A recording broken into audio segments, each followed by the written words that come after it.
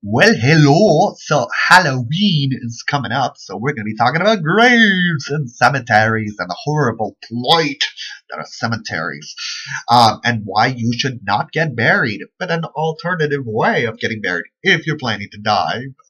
Some of us are not. Stem cells, la la la, magic.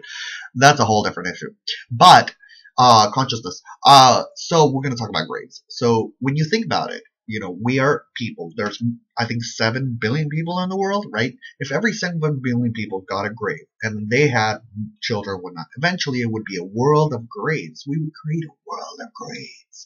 Now you think to yourself, well, other people are getting cremated and other people are getting, a bunch of other stuff, but it's still the consciousness. It's like, at the end of the day, you leave your body, you're gone, you're dead, you're what, dead, you're not there anymore. So the memory is kept alive by your loved ones. And the question becomes, what are you going to leave for the world? Are you going to leave just a little space and the people are going to remember you, or are you going to plant a tree? I recommend planting a tree.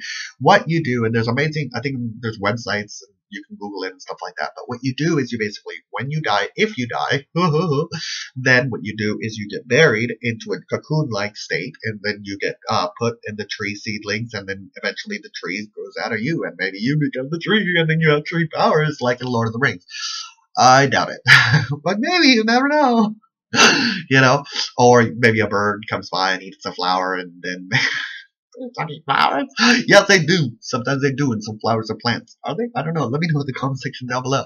So, or flowers, or all flowers plants. What? I don't know science. Let me know in the comment section down below. So the point is, don't get buried. Think about it. When you plant the grave and there's more graves, and it's just gonna, hurt the world. So don't get buried. Now, some people say, well, what about religious purposes? Like the whole Jewish thing about being buried above ground if you're a rabbi kind of thing, because eventually they may wake up and then you need to be lifted to the lid and be like, hello, I'm back. And I don't know about that one. I think then the question becomes, it's like, who really deserves like a super grave? It's like a cocoon that is going to wake up and the person is going to physically come back because the stem cell at the bottom of the thing, and then it just activates and it just restarts, and that's how dead come back to life, because the stem cell starts, just the light of the creator just infuses itself back in there, and they go, and the person's regularly, and it's because they've never decomposed. And some questions like, well, what if we lift the lid off of the rabbis that have been buried above ground, and will they not be decomposed? Will they be perfect? Will they be babies? I don't know.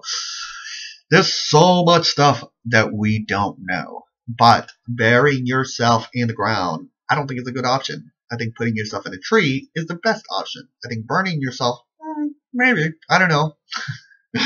Let me know in the comment section down below how you plan to, I want a tree.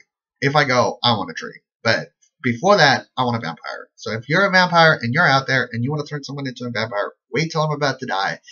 Then turn me into a vampire, and I will forever be yours.